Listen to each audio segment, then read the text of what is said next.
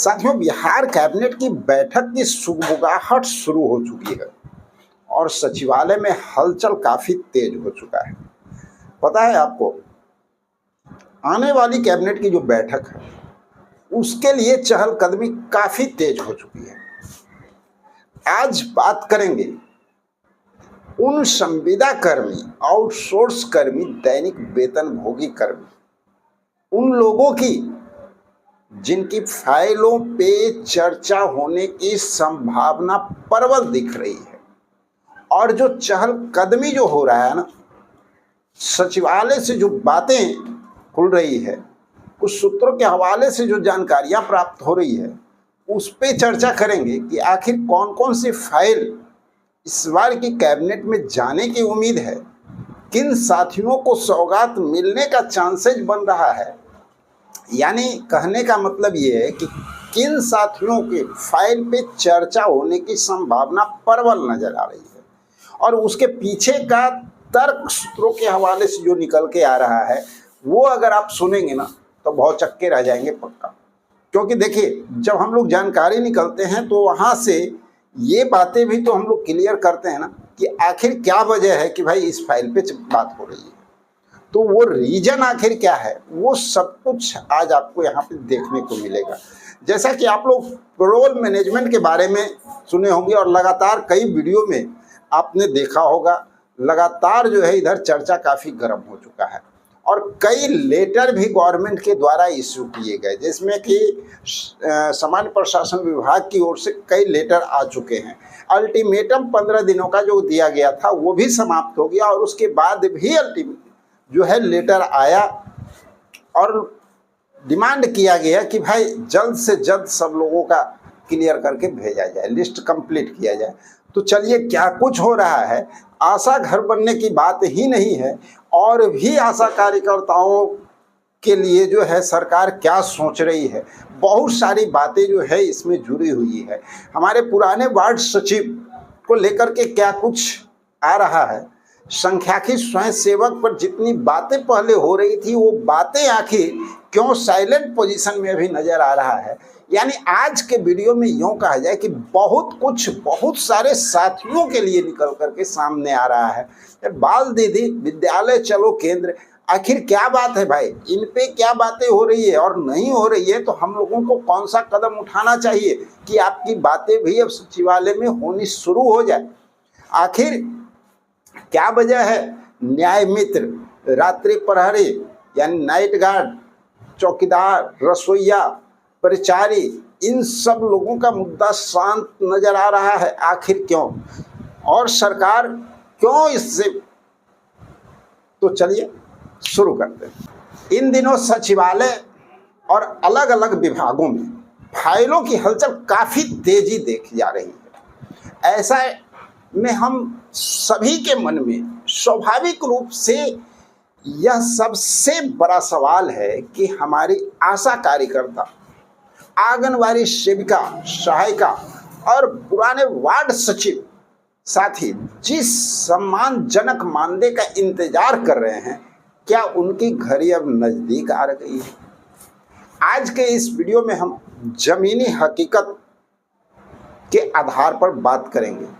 आने वाली कैबिनेट की जो बैठक है उसका लेटर भी आज किसी भी समय आ सकता है, तो आप लोग को जानकारी दे देंगे। तो किन किन फाइलों पे चर्चा होने की संभावना बन रही है, विभाग के अंदर क्या तैयारी चल रही है और सरकार के सामने हमारी प्रमुख मांग आखिर क्या होनी चाहिए। किसी भी साथी को हम प्रयास करेंगे कि यहाँ उदास हो।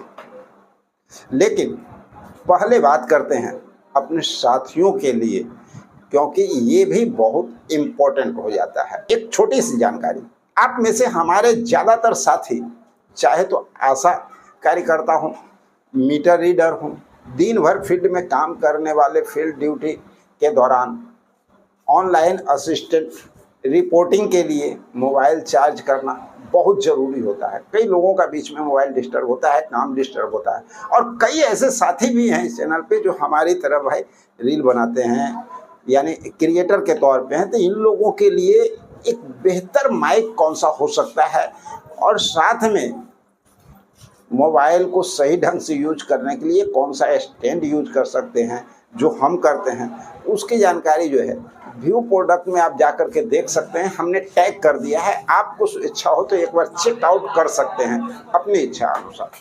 चलिए आगे बढ़ते हैं और आते हैं सीधे मुद्दे पर। सबसे पहले बात करते हैं स्वास्थ्य और बाल विकास विभाग की रीढ़ माने जाने वाली हमारी आशा कार्यकर्ता और आंगनबाड़ी सेविका एवं सहायिका। साथियों, ये सच है कि हाल ही में सरकार ने आशा कार्यकर्ताओं को आशा घर जैसी सुविधा दी है, जो एक सकारात्मक कदम सरकार के द्वारा उठाया गया। लेकिन क्या हमारी लड़ाई सिर्फ यहाँ खत्म हो जाएगी? बिल्कुल नहीं। हमारी असली मांग क्या है? आशा घर से आगे बढ़कर समान काम के बदले समान वेतन, या कम से कम एक सम्मानजनक फिक्स वेतन, सिर्फ 1000-2000 की प्रोत्साहन राशि के टुकड़ों से आज की महंगाई में किसी का घर नहीं चलता। आंगनबाड़ी सेविका सहायिका का भी वही हाल है। हमारी नज़र इस बात पर पूरी तरह से बनी हुई है कि आने वाले कैबिनेट में क्या स्वास्थ्य और समाज कल्याण विभाग इन लोगों के लिए फिक्स मानदेय की ड्राफ्टिंग वाली फाइल को अंतिम रूप देकर लाएगा। हम इसकी पुरजोर मांग भी करते हैं और आना भी चाहिए। आप क्या कहते हैं? कमेंट में बताइए। इसके साथ ही एक बहुत महत्वपूर्ण विषय जिस पर विभागों के काम चल रहा है वह पेरोल मैनेजमेंट सिस्टम है। कई साथियों को लगता है कि पेरोल मैनेजमेंट सिर्फ एक सरकारी शब्द है, लेकिन यह आपके हक से जुड़ा सबसे बड़ा हथियार है। पेरोल मैनेजमेंट सीधा मतलब यह है कि बिचौलियों और ठेकेदारों की कमीशन खोरी का यहाँ पे अंत होने वाला है। जब ये सिस्टम पूरी तरह से लागू हो जाएगा तो संविदा और आउटसोर्स कर्मचारियों को जो भी पैसा बनता है ना, वो किसी एजेंसी के खाते में नहीं बल्कि सरकारी सिस्टम से सीधे आपके बैंक के खाते में आएगा। जैसा कि हाल फिलहाल में आपने देखा, हरियाणा में हो, पंजाब में हो या राजस्थान में हो, सब जगह जो है सिस्टम बन चुका है और उसी तर्ज पे यहाँ भी बनाया जा रहा है। इससे सिर्फ आपका पैसा सुरक्षित नहीं होगा बल्कि ईपीएफ और ईएमआई में आने वाले धांधली पर भी रोक लगेगी।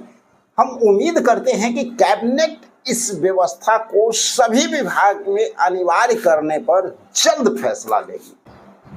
अब रुख करते हैं पंचायती राज व्यवस्था की तरफ। हमारे वार्ड सचिव सालों से अपनी मांगों को लेकर पटना की सड़क पर संघर्ष कर रहे हैं। बिना किसी उचित मानदेय के इन्होंने पंचायतों के विकास का सारा काम संभाला और इसी तरह हमारे अन्य न्याय मित्र और ग्राम रक्षा के जवान गांव देहात में बिना किसी सरकारी सुरक्षा के रात दिन ड्यूटी देना कोई आसान काम नहीं होता है।